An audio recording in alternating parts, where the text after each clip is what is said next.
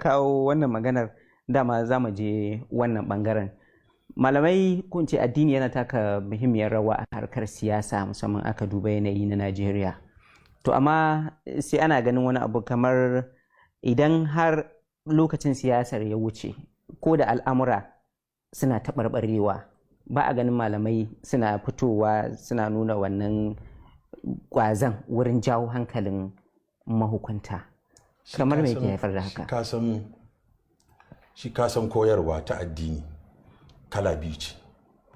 Akwai wanda aka koya masa ilimi tare da tarbiyya, akwai wanda kuma ya je iliminsa shi ya san da yau abinsa.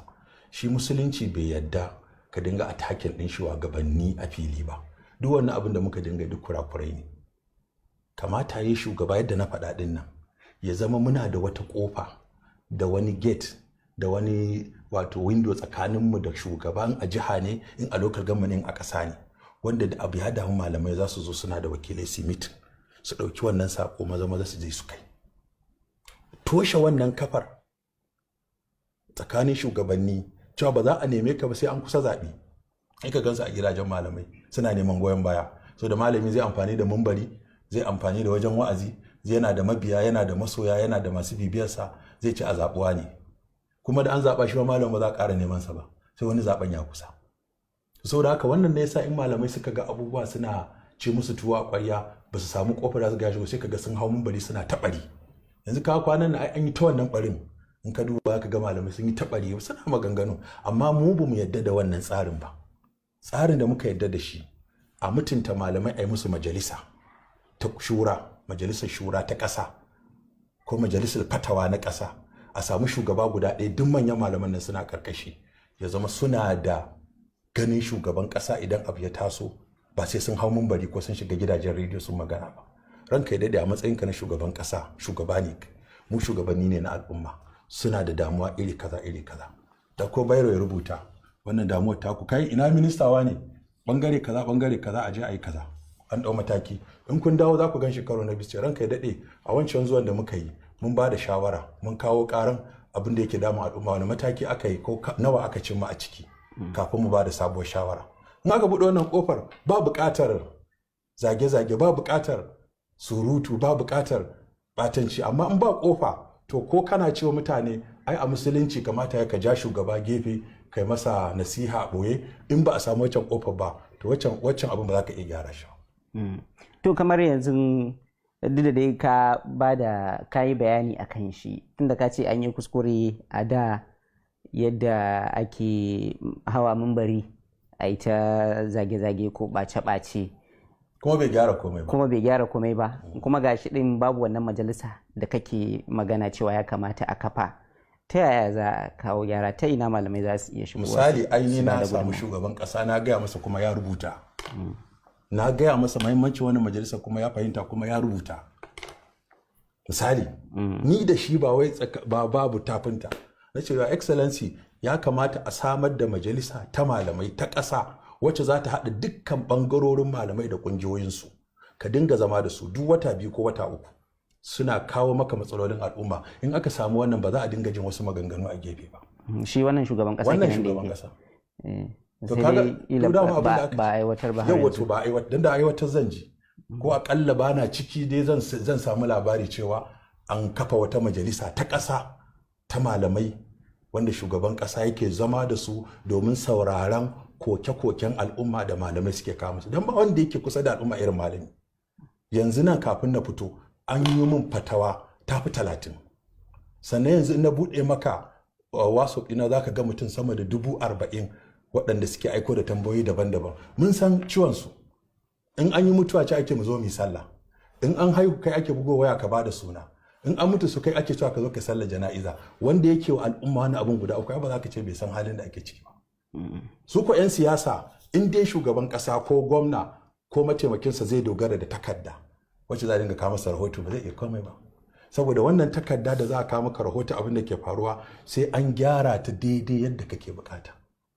Ka bata maka rai sai an ciccire kalmomi, an samu gwanaye sun ciccire duk wani abu da suka san ba za ka ji daɗi ban an faɗa, an ciccire shi, an gyara takardar ta maka daɗi a rai sai a baka.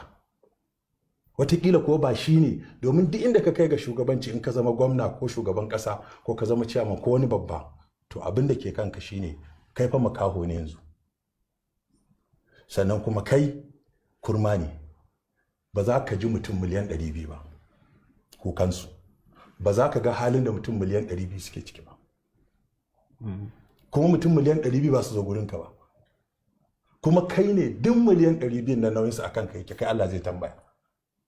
Kaga dole kai wakilai da yawa. In kai wakilai na appointment, 'yan siyasa da aka babba su mukamai, su waɗannan ma'aikata ne, sai kuma kai na jama'a, sarakuna, malamai, matasa, majalisar matasa na jihohi, su ba da wakilci a kafa wannan, su dinga zuwa direct. Idan misali aka ce malamai za su zo, sai a ga to aikinsu karkashin wani minista ko advisor yake, sai a kira shi ya zauna. Shugaban ƙasa yana kwafa, shi ma yana kwafa. Ce to kaji, ka je ka tantance abin nan da aka faɗa, ka ga me yake faruwa. Malamai mun gode, Allah saka da alheri, da Allah kuma an sake jin mu mun yi kuskure ko al'umma bata fahimce mu daidai ba, da Allah a dinga sanar da mu. To bari mu je ga abin da wannan cuta da take damun mutane a yanzu, wato cutar corona nan. Hukumomi an dinga bayar da hukunce-hukunce ko kuma mu ce dokoki, musamman a bangaren abin da ya shafi ibada, wurin bayar da tazara din nan, musamman lokacin sallah da sauransu. Sai dai ana ta samun wasu kamar ba su amince da hakan ba, suna ganin kamar bai kamata ba. Kai menene naka ra'ayi? Ai duk wannan abin da na gaya maka, rashin zama a wayar da kai ne. Idan abu ya faru a jiha, kakka kira malami a matsayin ka bashi umarni, ka kira shi a matsayin abokin shawara. Sai a kirawo likitoci waɗanda su za su ba da shawara a lafiyanci. Ga shugabanni, ga malamai, jama'a annoba ta shigo, ko muna son haɗin kanku yadda za a yaƙi annoban nan. Me addini ya ce game da annoba in ta zo? Ta manzo Allah sallallahu alaihi wasallam ya ce in ana annoba a guri kakka shiga, in an ba a yi kuma kakka fita. In kana ciki kakka shiga, kakka fita. Ma'ana kakka fita ka yada, kakka shiga ka dauka. Sannan manzo Allah ya umarni da wanke hannu, ya kuma ce firra minal majzum firaraka minal asadi. Wannan hadisi ya kama ga maganar distance din da ake bayarwa, cewa ka guji mai cutar kuturta yadda kake gudun zaki. Malamai su nasu bayani, likitoci su nasu bayani, a ce to da Allah muna neman haɗin kai a haɗu a yi wannan aiki, domin dukkan mu dai abinda muke so, rayukan mutane da dukiyarsu da mutuncinsu da hankulansu da addininsu ya zama an kare shi. To kaga an fahimci juna, sai a je a kama aiki. In waɗanda suke buƙatan za su yi wani program ne, a sa musu allowances, a tuttura su je su yi aiki, tunda aiki gwamnati ta basu. To yanzu ina matsalar take kenan? To shi ne na gaya maka, rashin distance ɗin da aka samu wannan na tsakanin malamai da shugabanni shine. Ba a samu fahimtar. To da an samu fahimta ba a samu wannan ba. To amma a taka fatawar, misali yanda ake cewa kila an gwa musu wannan cuta tana yaduwa, shin hakan ba laifi bane kenan idan aka je sallah aka ce a bada tazara? Ai dama ni ina tare da malaman duniya gaba ɗaya da suka ce duk abin da na duba fatoyin malaman da na yadda da su a duniya, wasu a Masar, wasu a Saudiya, wasu a Morocco, wasu a Sudan, duk ina da site ɗinsu, kuma na duba na ga hujjojin da suka kawo sun gamsar da ni cewa duk abin da jami'an lafiya suka faɗa a lokacin da ake cikin annoba wajibi ne mutum ya biyayya. To a ƙarshe, kafin mu rufe wannan tattaunawa, an sani ba kana da wani saƙo ko wani abu da kake son ka faɗa? To saƙo na dai akan aikin hajji ne. Allah ya jarace mu wannan shekara, ƙasar Saudiya saboda wannan yanayi ta zauna da majalisar malamai na ƙasar, sun yi fatawa akan cewa ba za su iya wato killace ko kuma control na adadin alhazan da za su taho daga ƙasashe sama da 200 domin su yi aikin hajji ba. Domin wannan cuta da ake fata, mutum ɗaya in ya shiga ciki zai iya kawo ɓarna. Saboda haka kada, na ji wasu na ta zagin gwamnatin Saudiya, wasu na da cewa Yahuda ne, wasu na cewa Nasara ne ba sa so a yi dawafi. Ba haka ba ne, ko gwamnatin Saudiya da mun san asarar kuɗin da za ta yi rashin zuwa mu aikin haji, da mun tausaya musu. Ka gafa muna shan ruwa siya miki, muna shan lemu siya miki, muna kama hotel siya miki, muna biyan kuɗin hema siya miki. Duk waɗannan babu. Ma'aikata yanzu sama da miliyan za su kora ba, saboda ba ma nan. To wa zai yadda wa kansa asara waɗannan biliyoyin triliyan 13 za su yi asara na riyal sakamakon rashin zuwa mu. ashe kaga su ma sun so a zo. Yanayi ne ya zama cewa na duniya da yanzu an je an kamu cututtukan nan ta yaɗu, zuwa za a yi ta zagin musulmi, a ta zagin shugabannin, a ta zagin mu cewa ba mu da tsari, mun zo mun ƙara da yawan cuta a duniya. Ko da haka wanda dai san ya aje kuɗinsa da nufin zai aikin hajji kuma yanzu ba a tafi ba, to ga shawara guda biyu, ba wajibi bane ba umarni bane. Zai iya siyan kayan abinci, musamman yanzu da ake cikin zaman gida din nan, miliyan 1 nan taka za ta sai maka shinkafa da yawa ko masara ko gero, sai ka raba wa mutane sadaka fi sabilillah a matsayin shawara ba, kan mutum ya ce an wajabta masa. Wannan zai zama ka taimaki wasu da wannan kuɗi naka na aikin haji da baka samu daman zuwa ba.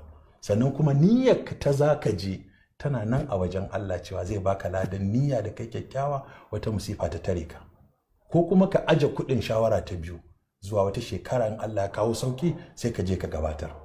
Ko kuma kai ka ƙara ƙarfafa jarinka da wasu harkokinka a cikin harkar kuɗinka. Kuma a ci gaba da addu'a waɗannan cututtuka duka laifuffukanmu da kurakuranmu da rashin bin ka'idanmu suna cin abin da suke ƙara yaɗa ta. Da haka mu yi istighfari, mu bi ka'idodin da jami'an lafiya suke faɗa, sannan mu yi wa ƙasarmu addu'a, mu yi wa shugabanninmu addu'a don samun zaman lafiya da ci gaba. To mun gode kwarai da gaske malam da ka samu wannan lokaci ka tattauna da mu. Kuma waɗanda suka kasance tare da mu a shafinmu na Facebook, mun gode kwarai da gaske da kasance tare da mu. A madadin duk waɗanda suka taimaka wannan tattaunawa ta zo muku kai tsaye, ni Haruna Ibrahim Kakangi ke sallama da ku daga sashen Hausa na BBC, kuma da fatan za ku ci gaba da kasancewa da mu a waɗannan shafuka namu da kuma rediyo domin jin shirye-shiryenmu. Mun gode.